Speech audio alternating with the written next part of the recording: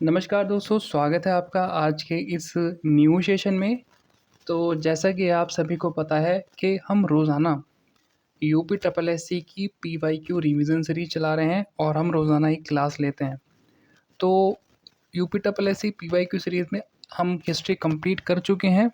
अब जो हमारी चल रही है पॉलिटी चल रही है, तो अब हम पॉलिटी देख रहे हैं। टॉपिक वाइज जितने भी पीवाईक्यू आए हुए हैं उन सबको हम कवर कर रहे हैं। और ये क्लास आपके जितने भी मेंस एग्ज़ाम होने वाले हैं यूपी ट्रिपल एससी के थ्रू, या फिर आपका जो पैट का एग्ज़ाम होने वाला है 2026 का, तो उन सभी एग्ज़ाम्स के लिए ये क्लास बहुत ही ज़्यादा इम्पॉर्टेंट होने वाली है, बहुत ही ज़्यादा फ्रूटफुल होने वाली है आपकी तैयारी के लिए। तो इसको ज़रूर देखना और अंत तक देखना। तो आज की क्लास शुरू करते हैं। आज का हमारा टॉपिक है राष्ट्रपति एवं उपराष्ट्रपति। तो राष्ट्रपति और उपराष्ट्रपति से जो भी यहाँ पे पीवाईक्यू हैं उनको हम देखने वाले हैं, और हम ये सारे जो क्वेश्चन हैं वो सारे एग्ज़ाम में आए हुए क्वेश्चन हैं, हम अपनी तरफ से नहीं लाए। इन सब क्वेश्चन के सामने किस एग्ज़ाम में ये पूछा गया है वो भी सब बता रखा है। ठीक है, तो सारे पीवाईक्यू ही हैं। बोलता है भारत के यहाँ पे खाली स्थान है, राज्यसभा के पदेन अध्यक्ष होते हैं। तो ये उपराष्ट्रपति होते हैं। तो जो राज्यसभा होती है भारत की, उसके जो पदेन अध्यक्ष कौन होते हैं? उपराष्ट्रपति साहब। बोलता है भारतीय संविधान के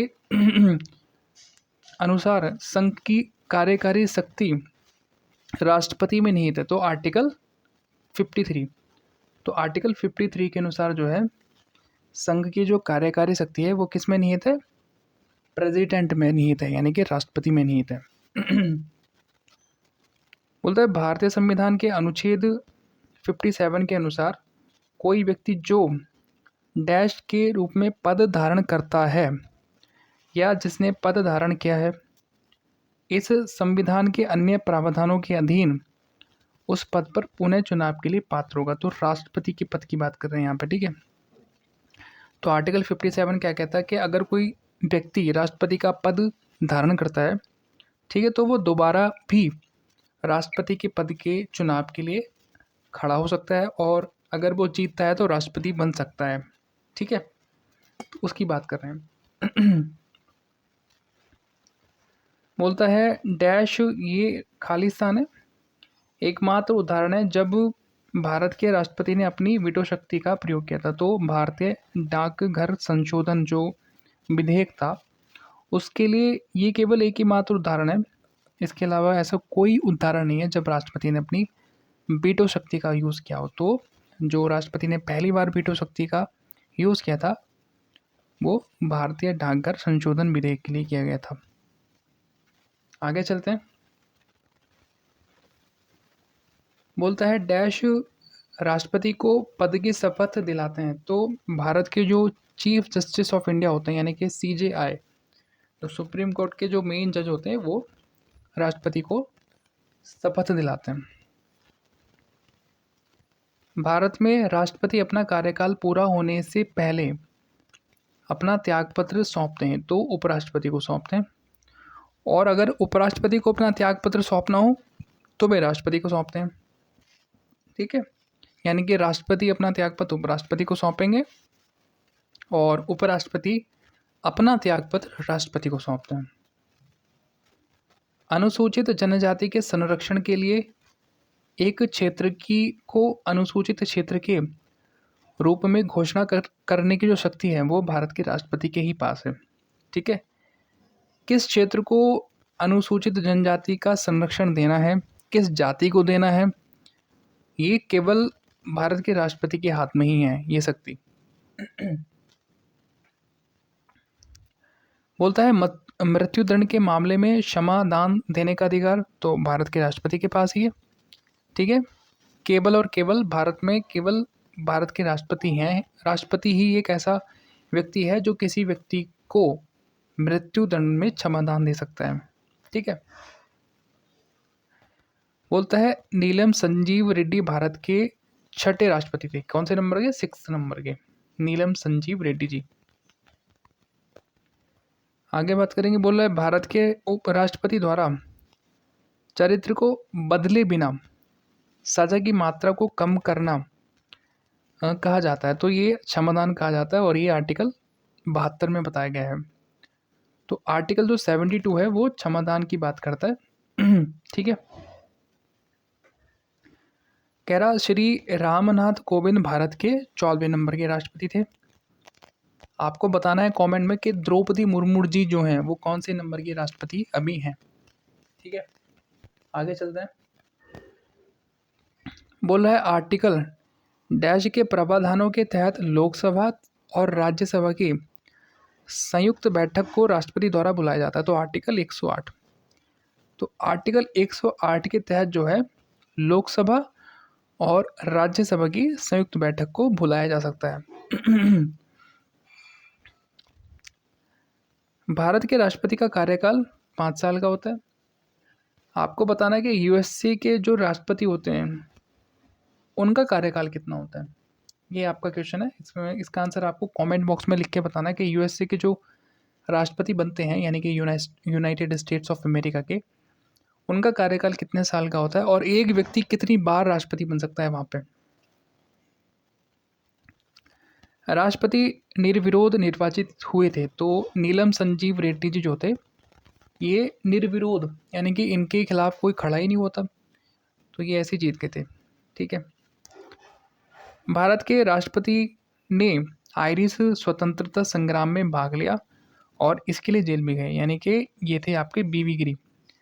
तो ऐसे राष्ट्रपति जो आयरिश स्वतंत्रता संग्राम में भाग लिया और जेल भी गए, तो ये थे बीवी गिरी। ये क्वेश्चन पूछा है आपका स्टेनोग्राफर में 2016 के। आगे चलते हैं।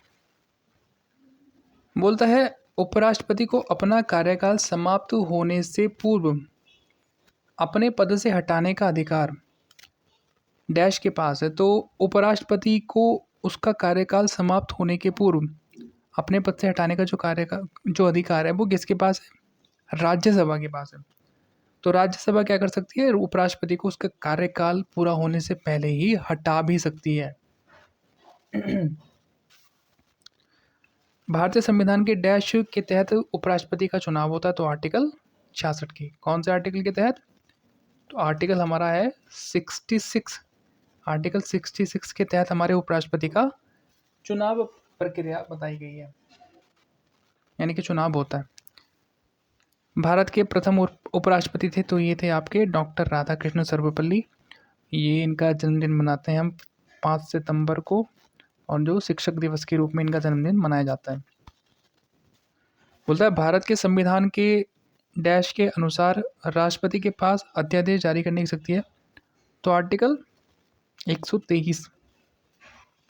आर्टिकल 123 के तहत जो है राष्ट्रपति अध्यादेश जारी कर सकता है। आगे चलते हैं। अब हम यहाँ बात करने वाले हैं प्रधानमंत्री और मंत्रिपरिषद पे जितने भी PYQ बने हैं उनको हम देखने वाले हैं, क्या करके। बोलता है कि भारत के केंद्रीय मंत्रिमंडल में अधिकतम मंत्री डैश हो सकते हैं, तो लोकसभा की कुल संख्या का 15%। तो जो लोकसभा की जितनी भी संख्या है उसका केवल 15% ही केंद्रीय मंत्रिमंडल में अधिकतम मंत्री बन सकते हैं। ठीक है। और ये आपका स्टेनोग्राफर में पूछा गया 2019 के पेपर में। बोलता है कि भारतीय प्रधानमंत्री डैश ने संसद में यह घोषणा की थी कि वह मंडल आयोग की सिफारिशों को लागू करेंगे, और इस घोषणा से भारत में देशव्यापी विरोध शुरू हो गया। तो ये थे आपके BP सिंह। क्या नाम था इनका? BP सिंह जी ने ये घोषणा करी थी, और इससे क्या हो गया था? विरोध शुरू हो गया था सारे देश में। बोलता भारतीय संविधान का डैश यह कहता है कि प्रधानमंत्री की नियुक्ति राष्ट्रपति द्वारा की जाएगी, तो आर्टिकल 75 का पहला। ठीक है।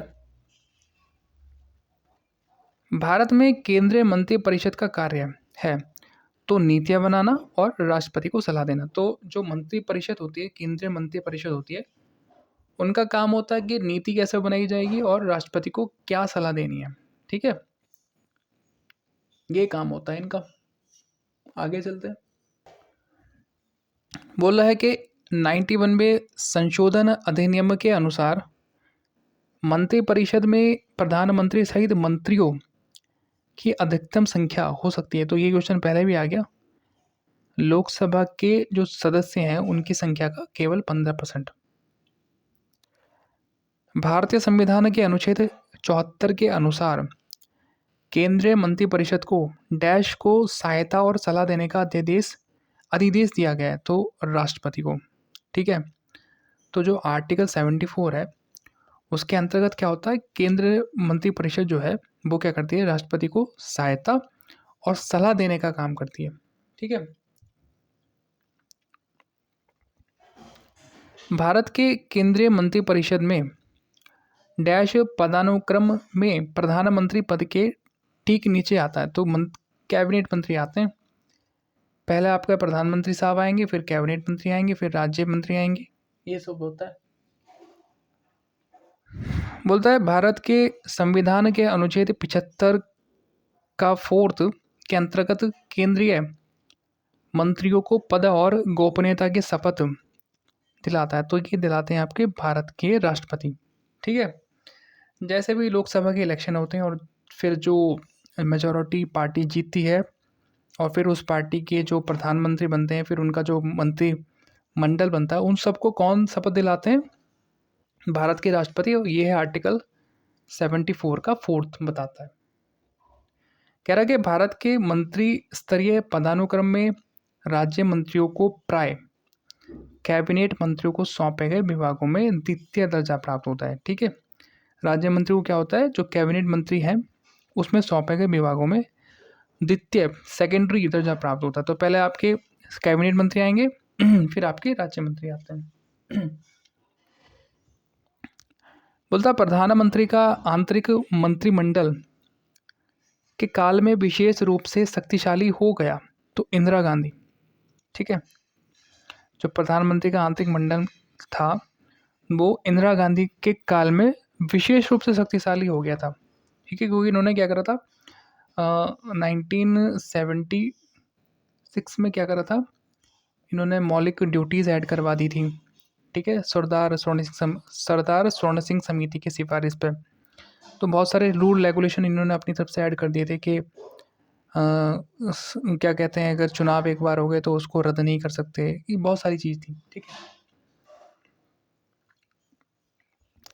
भारत में संसदीय कार्य समिति का अध्यक्ष केंद्रीय रक्षा मंत्री होता है। ठीक है, आगे चलते हैं।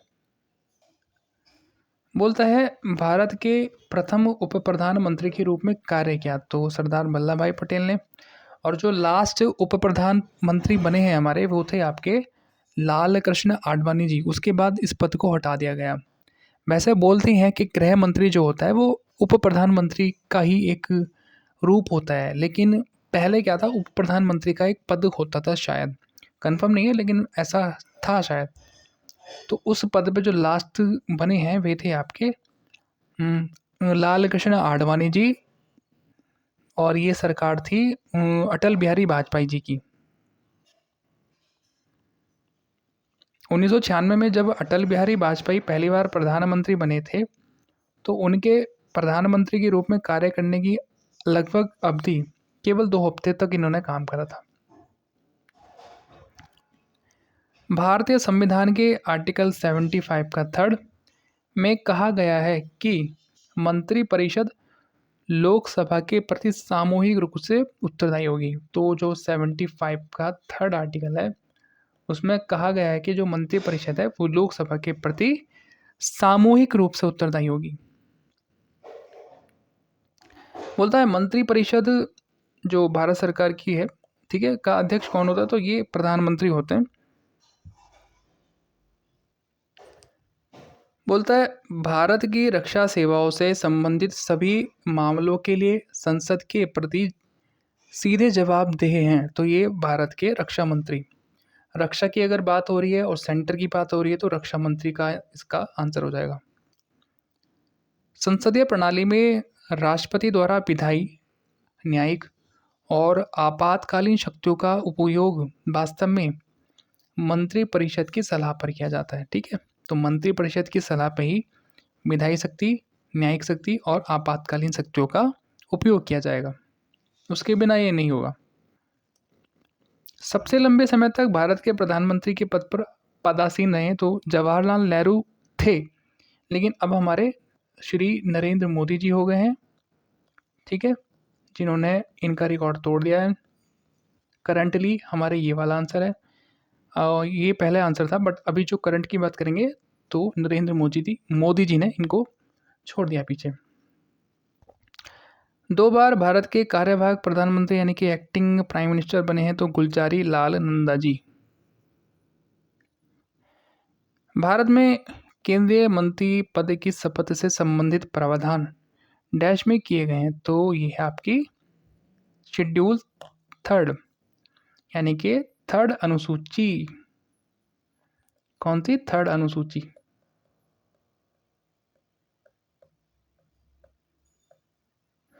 आगे चलते हैं। अब हमारा टॉपिक है संसद, राज्यसभा और लोकसभा की बात हम करने वाले हैं। एक सेकेंड। बोलता है धन विधेयक के संबंध में क्या है?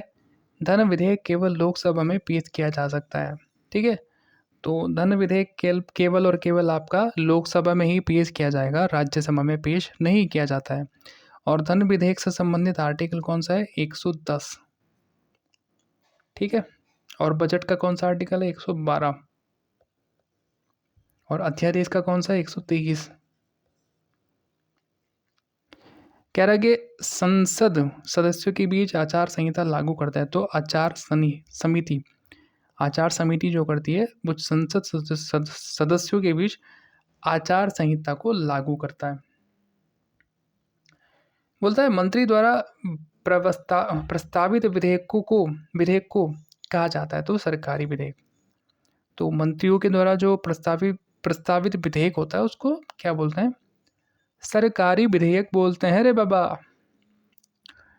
भारतीय संविधान के अनुच्छेद 170 में कहा गया है कि राज्य विधानसभा में अधिकतम सदस्य 500 होंगे और न्यूनतम कितने होंगे? 60। तो ये याद रखना, अधिकतम तो 500 हो सकते हैं और न्यूनतम आपके हो सकते हैं केवल और केवल 60।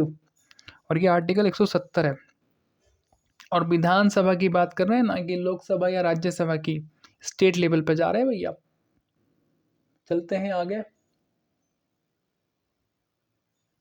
अब देखते हैं कि भारतीय संसद द्वारा पारित कार्यवाही के वास्तविक समय में बहुभाषी अनुवाद को सक्षम करने के लिए प्रारंभ किया गया AI संचालित डिजिटल प्लेटफॉर्म का नाम संसद भाषिनी है। क्या नाम है? संसद भाषिनी, ठीक है। इसको याद रख लेना, ये क्वेश्चन आजकल बहुत पूछ रहा है।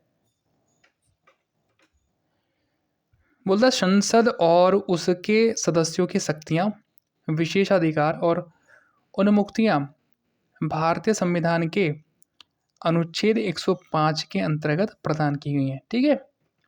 तो संसद हो गया या फिर उसके सदस्यों की जो शक्ति हैं या फिर उनके भी जो विशेषाधिकार या फिर उन्मुक्तियां हैं, तो आर्टिकल 105 में उनकी बात कही गई है। राज्यसभा को विधान परिषद से अलग करती है तो महाभियोग की शक्ति जो है ये राज्यसभा को विधान परिषद से अलग करती है। राज्यसभा सेंटर की बात हो गई और विधान परिषद आपके स्टेट लेवल की बात हो गई है। संसदीय प्रणाली में कार्यपालिका प्रति उत्तरदायी होती है तो विधानमंडल के संसदीय प्रणाली में जो कार्यपालिका है वो किसके उत्तरदायी होती है? विधानमंडल के पास लोकसभा सत्र को स्थगित करने की शक्ति है। तो लोकसभा अध्यक्ष के पास जो है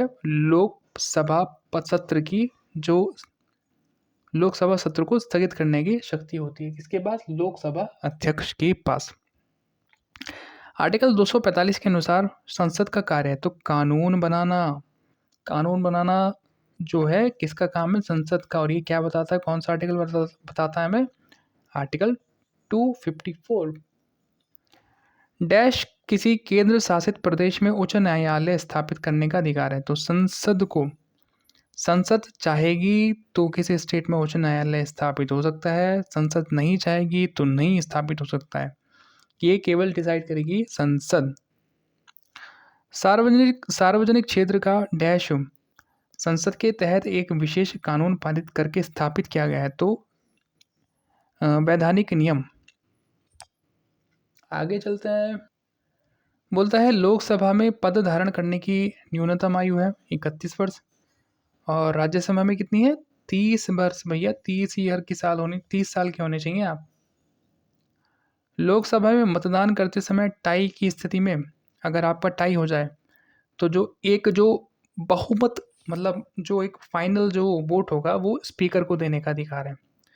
स्पीकर वोटिंग नहीं करता है जनरली, लेकिन अगर ऐसी कंडीशन आ रही है कि टाई की स्थिति बन रही है तो तब जो बहुमत, मतलब जो मेन वोट होगा वो स्पीकर देने का, स्पीकर जो साहब है उनको देने का अधिकार है।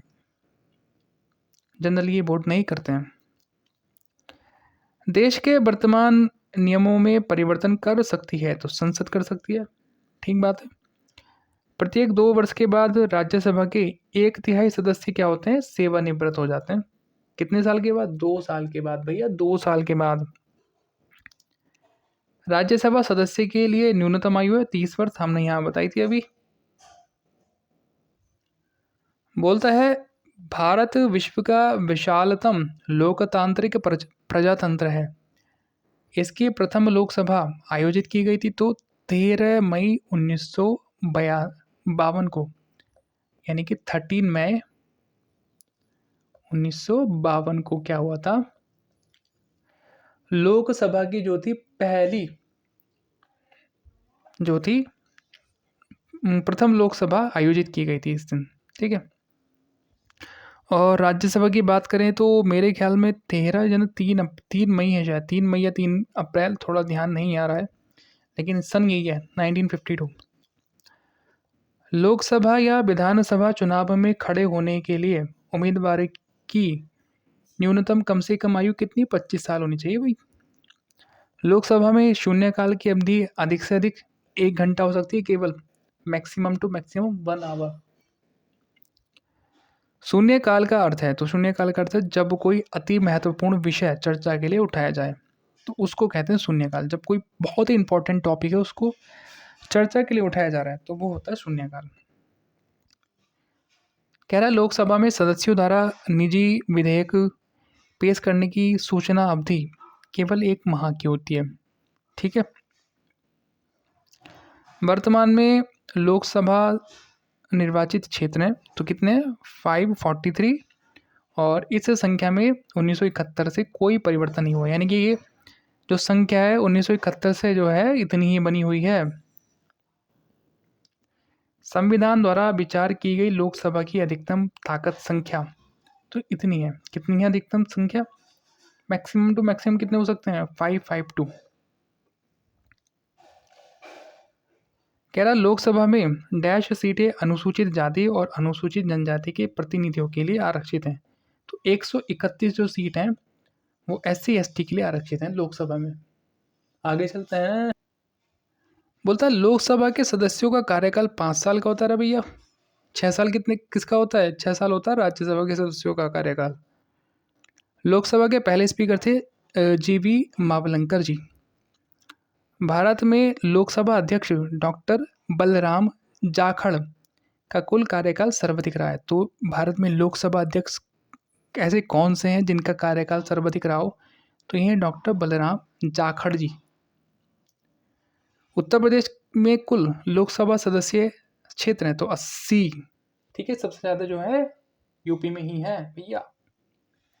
बोलता है भारतीय संविधान के मंत्रिमंडल के विरुद्ध अविश्वास प्रस्ताव पेश करने के लिए न्यूनतम 50 सांसदों के समर्थन की आवश्यकता होती है। अगर भारतीय संसद में जो मंत्रिमंडल है उसको, अगर उसके विरुद्ध अगर आपको अविश्वास प्रस्ताव पारित करना होता है तो कम से कम 50 सांसदों का समर्थन चाहिए आपको, तब कर पाओगे भैया। कह रहा है सांसद निधि की वर्तमान राशि 5 करोड़ रुपए है, ठीक है।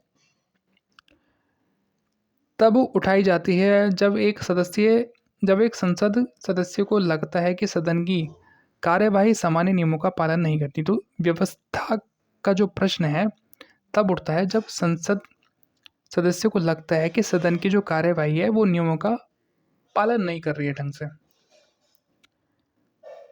कह रहा है कि एक व्यक्ति जो संसद का सदस्य नहीं है, ठीक बात है, उसे राष्ट्रपति द्वारा अधिकतम के लिए मंत्री के रूप में नियुक्त किया जा सकता है। तो 6 महीने के लिए, कम से कम 6 महीने, मतलब अधिक से अधिक 6 महीने के लिए किया जा सकता है। तो सबसे पहले उसको क्या करना पड़ेगा भैया, उसको हम्म सदस्य बनना पड़ेगा, ठीक है, किसी भी एक सदन का। आगे चलते हैं।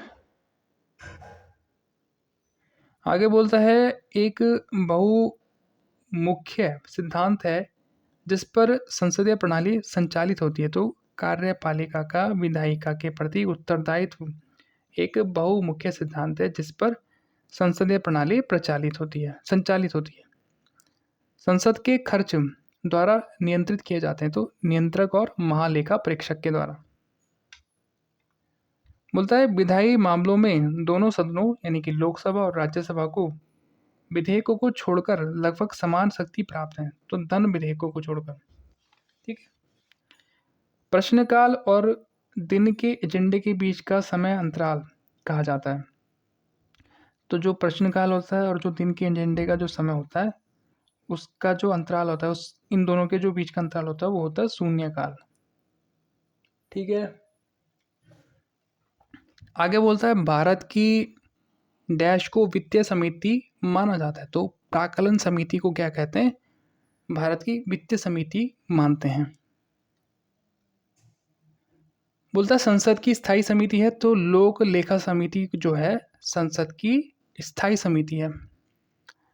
भारतीय संविधान का भाग 5 संसद की शक्तियों और प्रक्रियाओं को रेखांकित करता है। तो कौन सा भाग करता है, भाग 5 संसद की जो शक्तियां हैं और जो प्रोसेस है उसका, उनको रेखांकित करता है भाग 5। भारतीय संसद में प्राक्कलन समिति के सदस्यों का चुनाव लोकसभा के सदस्य करते हैं, ठीक है। तो जो प्राक्कलन समिति है उसके जो सदस्य हैं उनका जो चुनाव करते हैं वो लोकसभा के सदस्य ही करते हैं। बहुराज्य सहकारी समितियों के लिए कानून बनाने का अधिकार संसद के पास है। तो किसका कानून, बहुराज्य सहकारी समिति बनाने के लिए जो कानून बनाने का अधिकार है वो केवल और केवल संसद के पास ही है। कह रहा, सुचारू शासन सुनिश्चित करने में संसदीय प्रणाली का प्रमुख लाभ क्या है, यह है कि यह विधायिका और कार्यपालिका के बीच सामंजस्य और सहयोग सुनिश्चित करती है।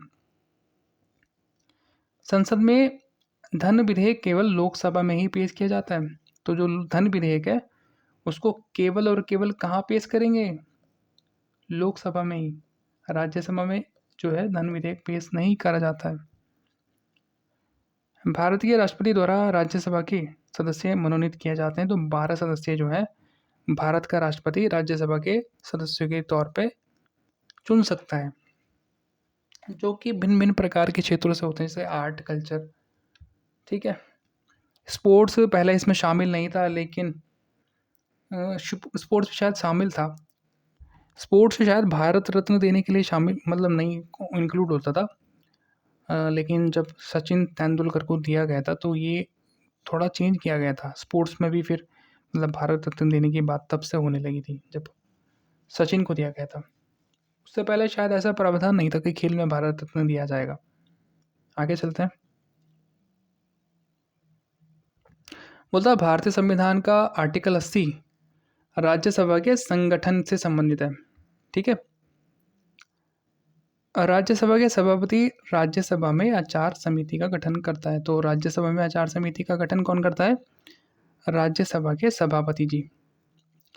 भारतीय संविधान के अनुच्छेद 80 के अनुसार भारत में राज्यसभा में सदस्यों की अधिकतम संख्या कितनी होती है, 250। राज्यसभा को संसद का उच्च सदन कहा जाता है और यह कभी भी भंग नहीं होता है, ठीक है। राज्यसभा में प्रत्येक दूसरे वर्ष इसके 1/3 सदस्य क्या होते हैं, सेवानिवृत्त हो जाते हैं, यानी कि रिटायर हो जाते हैं। हर दूसरे साल में 1/3। कहता है, राज्यसभा के महासचिव की नियुक्ति जो है राज्यसभा के सभापति के द्वारा की जाती है। राज्यों की परिषद यानी कि राज्यसभा पहली बार 3 अप्रैल 1952 को गठित की गई थी। मैं बोल रहा था ना 3 अप्रैल, मुझे मई याद आ रहा था, तो 3 अप्रैल 1952 को। और लोकसभा की जो थी वो थी आपकी 13 मई थी शायद, 13 मई 1952, ये लोकसभा की हो गई। बोलता है भारतीय संसद का उच्च सदन राज्यसभा होता है और निम्न सदन कौन सा होता है? लोकसभा। लोकसभा में सदन का नेता प्रधानमंत्री होता है। बोलता है एक वर्ष में लोकसभा के कितने सत्र होते हैं? 3 सत्र होते हैं। 2019 के लोकसभा आम चुनावों के बाद लोकसभा का गठन किया गया था, तो 17वीं लोकसभा का गठन किया गया था 2019 के इलेक्शनों के बाद। भारत के वित्त मंत्री द्वारा केंद्रीय बजट में प्रस्तुत किया जाता है, तो लोकसभा में प्रस्तुत किया जाता है। ठीक है, तो ये थी आज की क्लास। आई होप आपको अच्छी लगी होगी। अगर अच्छी लगी है तो वीडियो को लाइक कर दें और चैनल को सब्सक्राइब कर लें और बने रहें हमारे साथ ऐसी और भी क्लासेस देखने के लिए।